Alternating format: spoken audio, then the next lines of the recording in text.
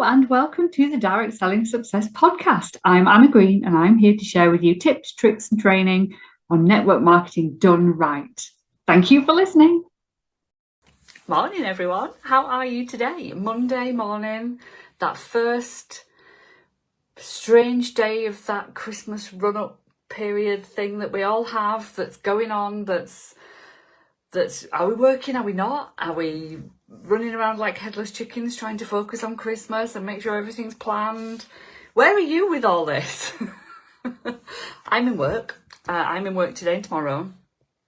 Today is my last official day. Tomorrow is kind of tying up loose ends and stuff. And I thought I would come on here and talk to you about January. Which feels really weird talking about January when you're all prepping for Christmas, but I think it's really important. And there's a reason that I want to talk about this. So somebody in my membership today dropped a message into the chat saying, I'm just feeling so overwhelmed. I've come back after a nice breakaway, or not so nice breakaway, and I've come and sat in my business and I just don't know where to start. I don't know what to do. I feel really overwhelmed. And it got me thinking that actually we're all going to feel like this in January. So I wanted to cover it because, you know, how many of you have big ass goals for January? And I mean like big goals that you want to achieve for 2026 and you want to get straight to it after the Christmas break. I hear it all the time and I've done the same. I've sat down and I've planned my January, I've planned my February, I've planned all the way throughout the year what I want to achieve next year in 2026, and those goals are big. And I know from previous Januaries that I'll get to work on the whatever it is of January, you know, that first day back, that I'm sat in my office and everything's gone back to normal. And I won't have a clue what I'm doing. I won't know where I'm at. I don't know whether I want to get started with these big goals. I might fall into old patterns. I might get all overwhelmed because, you know, where do you start? You've got all these big plans, but, you know, what am I going to do? And I've done this before. And I've come into January with all these great expectations. And I know so many of you will as well. And gone, oh, let's just do what we've always done. Get what we've always got. Not get where we want to get. Not know where to start, so we don't start and we just drift again. Anyone else feel like this? So, you're coming up to Christmas. You're going to be finishing work. You've got those last bits to do before the day. Go off and have fun, you know, go and enjoy this period of festivities, you know, whatever it is you're doing with friends and family, whatever it is you're doing on your own, whatever changes to your work and life balance that you've had throughout this year, embrace it, absolutely embrace it. And when you come back in January, I want you to have prepped and planned what you're going to be doing so that you can go straight back to it. Okay. The reason that we don't get started back to it after a breakaway, which is what we're going to have over Christmas, many of us will be having a nice big break over Christmas. We don't get started as we want to. We put stuff off and we avoid it and we do all the easy things first and we fall back into these old patterns because we've not planned enough. The need to do the thing isn't enough to stop that bit of our brain going, so we need to make it a bit easier for ourselves. We need to make it totally and utterly normal. Because if you think about it, you take time off from your schedule of what you usually do. You've broken a habit. You've got a habit of, oh, this is great. I can, you know, I can spend the time as I want, or I can do this over the holidays. And I love this pattern of the relaxed, whatever pattern you've got yourself into. You've got to recreate the normal business habit when you go back. If you've had time off work, like proper job work, if you have a full or a part-time employed role, that's gone over Christmas potentially, or it's a different habit over Christmas, different hours, different work-life things. You're fitting your business in around that, or maybe you've just dropped your business for the holidays, or got it on like don't know, just pause mode, just doing little bits maybe, just kind of ticking over mode. If you think about you're doing that over Christmas, that habit has started to be formed. How do you then get back into that habit of normal, everyday, this is what I do, this is where I work, this is how I'm showing up, this is the things that I'm going to do? After breaking that, we beat ourselves up so much about getting back into this routine, and maybe we don't want to. Maybe we've enjoyed that time that we've had over Christmas. Maybe it's more difficult for you to do it because, you know, habits aren't easy to get into at the best of times, but they're very easy to break. Very easy to break. And getting us into a routine is tough. So when it comes to that January, the more we can do to prepare ourselves for this, the less likely it is for us to really, really struggle and find it incredibly difficult to get back into when we've had this break. And this applies for any time of year. This will apply when you change tack in summer holidays. If you've got kids, this will apply when you've changed your routine for things like going away on holiday for a week, or kids' half terms, or after an illness. Anything at all that changes our behaviours and our patterns, breaks a habit that we've set. But it can also be a really good thing. If you know that you've been working on your business this year and you haven't been as productive as you want to be, or you've fallen into bad habits of not showing up for trainings, or you've been putting off talking to those people that you know will help your business, or you've got lax on your follow-up, a new start can help. When it doesn't help is when you try and push yourself into all these great habits, these New Year's resolutions, these amazing things that you want to do that are just far too pressured. Put too much on yourself to do all these things.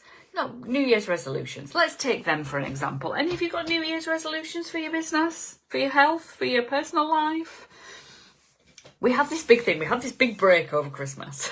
Right? We have this amazing break over Christmas. And what we tend to do is just relax, have fun, you know, all this stuff. And then January comes and we go, right, I'm going to change all my habits. I'm going to eat better. I'm going to go to the gym. I'm going to get healthy. I'm going to lose loads of weight. I'm going to change my business round. I'm going to be a different person completely in January. Day one comes. What happens? Well, we want to do all these nice new things, but we've no habit form to do it. We've no real reason to do it because, you know, how on earth is somebody ever going to change their life overnight on the 1st of January or the 2nd of January or the 5th or the 12th, you know, whenever it is? It's not natural to do that. Habits are formed for a reason. Habits are formed to save space in the brain for us to do the things that we need to do. And they're formed by repetition and by processes and by discipline as such, I suppose, or alternatively, bad habits are formed by no discipline. So when we think about setting all these habits and things in the new year, it's never going to work. Not all at once. We can't just totally change what our brain does like that. It's not physically possible. Our brains are not wired to do that. We would explode. Not literally explode. But this is why the overwhelm kicks in. This is why the procrastination kicks in. It's our brain going, no, I can't take on all that at the moment. I need to keep Anna safe, my brain's going. I need to make sure that Anna is okay and safe and can function. So actually, I'm going to stick this overwhelm in her way. Because doing all those things is scary. Doing all those changes is going to take up too much brain power and might stop Anna from functioning as a human being. And that's totally normal. So what we've got to do is we've got to be kind to ourselves, okay? First of all, when we are going into the new year and we've got all these big plans, we're not going to change overnight. We're going to be the same person on the 31st of December as we are on the 1st. So we have to remember this and we have to be kind to ourselves. We have to remember that habits and new routines and old routines can be difficult to get back into, and we have to give ourselves time to do that. And this is really, really important. If you are the sort of person that just automatically thinks, this was me, automatically thinks that, you know, new year, new start, let's change everything, let's be a new me, it's not going to happen overnight. It's going to take time, it's going to take effort, and it's going to take discipline of some way, shape or form to change the habits of a lifetime and to change the habits you've broken just over that short Christmas period. So let's do it step by step, okay? So my first tip for you is to sit down now and work out what you are going to do on those first days back. And I don't mean like the big dream stuff. I literally mean just the day-to-day things. That first day that you are back, showing up in your business as you want to carry on throughout the year, plan that day. So what I've done already is I've got my diary and I've looked at when I want to go back to work. So my first official day back is the 5th of January, the first day that I'm really back in work. And I've given myself 3 or 4 things that I want to get done that day. That's it. 3 or 4 things. Nothing massive, nothing huge, nothing that's going to make me go look at that list and go, no, I'm not doing that. That's not safe. I'm not doing that. I can put that off till tomorrow. Do you know what? I might go and scrub out the toilet with a toothbrush, then do that. Okay, so I'm going to give myself things that I can do, actions that I can take, not results that I want, actions that I can take. Things like follow up with 3 people, and then I will list the 3 people I'm going to follow up with. What else could you put on there? You could put on there, talk to your team, you know, have a conversation with 3 team members and write down really specific who you're going to talk to, so that your brain can easily, when you get there on that first day back of sitting with your business, you know exactly what you're going to do. You want them preferably to be exciting things, or things that your brain thinks, this is going to get me closer to my goal if I do these things. Quick wins. Things that you can do that aren't going to be too big. And when I say too big, I mean like things that don't scare you too much. Not things that are way out of your comfort zone. They want to be like normal everyday things that are going to move your business forward. Not loads of admin-y stuff, but things that are going to make you sales or make you new contacts, or like little things that are going to move you forward to that bigger goal that you want for 2026. Okay? And not masses of things. When you put masses of things on a to-do list, what happens is you look at it and go, God, I can't do all that. Brain shuts down. It does. It does. So think about the little things that you can do, just a few small actions, ones that aren't going to take you forever, that you can put in on that first day back. Okay? Next thing I want you to think about is being kind to yourself. That first day back, you might be all guns blazing. You might be so excited. You're going to start the new year as you mean to go on. This is what normally happens. You know, the New Year's resolution thing kicks in. The house is back to normal. You can get back to normal. And you go all in with all this stuff and you want to do all the things, and all the things happen on the first day. Second day comes along. Well, sometimes it can go the same way, but sometimes we've overwhelmed ourselves with the amount we did in the first day and it's not achievable the next day, so we get disheartened. It might be that you've not done the same thing as you did on the first day and planned your day. So the second day comes, you're like, well, I don't know what to do now. So the next day, you need to repeat the habit. So you need to, my technique that I do is I plan the next 3 or 4 tasks that I'm going to do for the day after. So I know exactly what I'm going to do in as much detail as possible to prevent the overwhelm. Those little actions that I can take, the little things that I can do to make sure I'm going to do the same thing the next day. So who am I going to follow up with? What 3 names are going on that list? Who am I going to outreach to? Who am I going to speak to within my customers? You know, where am I going to do my customer service? What am I going to book into my diary? You know, that stuff. And then you repeat and you repeat and you repeat. The other thing that you can do is look back. So on that first day, you do the things, you take the actions that you've set yourself before Christmas, that you know you're going to go and do. You know, the day you finish work this year, or if you've already finished work and you're listening to me and you're not working on your business until the new year now, sit down just for 10 minutes and work out the actions you're going to take for that first day back. And then on that first day back, when you've done the day, you plan the next day in as much detail as you did before. And then you sit down and you look, right, okay, what went well? What did I get done? Yes, go me, I got those things done. And really recognise those actions that you've taken.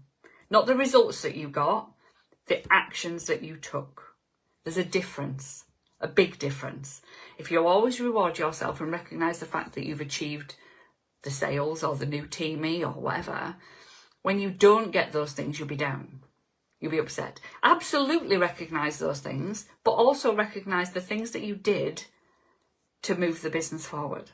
Whether you got the results, despite the fact that they didn't work, recognise yourself for them. This is the big thing. This is what changed my business around, recognising the fact that I was taking action. I made that phone call, go me. I outreached to that person that I was scared of outreaching to. Yes, go me. Celebrate those things, regardless of whether the answer was a yes or a no, regardless of whether it went well or didn't. Celebrate the fact that you're doing it. Think about, what went well. Did you take the actions? Yes. Brilliant. Fantastic. Massive recognition to yourself. Jump up and down, have a little dance, treat yourself to something, whatever. Then look at what didn't go well. What actions didn't you take? Why didn't you take them? What was it about those actions that stopped you from taking them? Where was the overwhelm kicking in? Okay, so what can I do slightly differently tomorrow?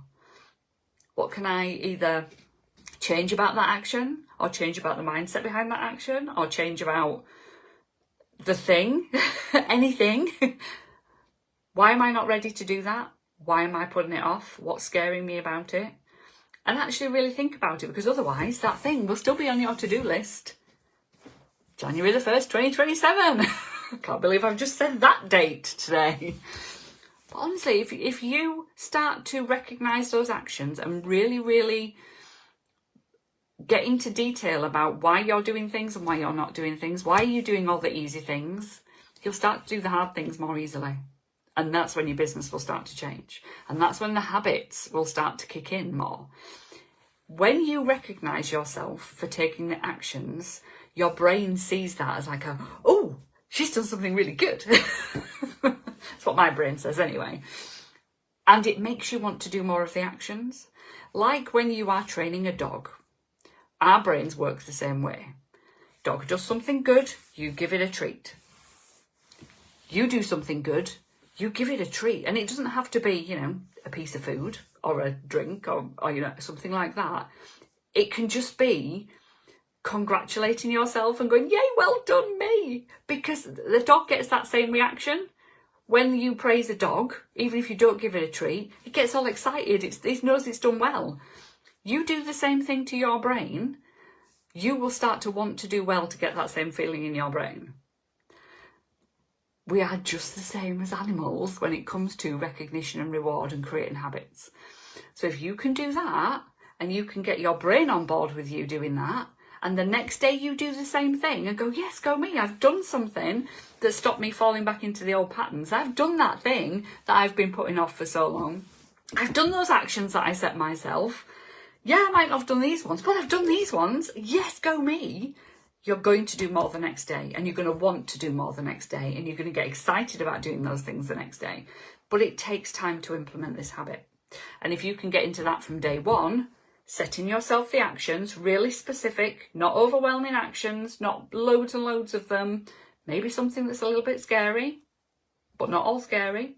You do them, you recognise the fact that you've done them, even if you haven't done them all, and even if you didn't get the results you want.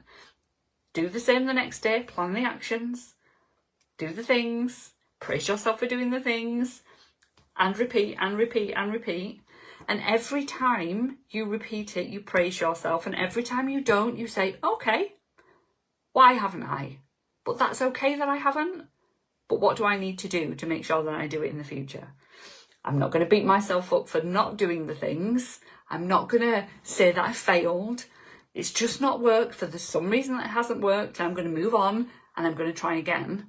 and I am going to make this work because I want this end goal, because I want my 2026 to be amazing. But it all starts with you planning now. Planning those actions in that you're going to take as soon as you're sat back at that desk, so you don't get the overwhelm, so you don't feel the fear.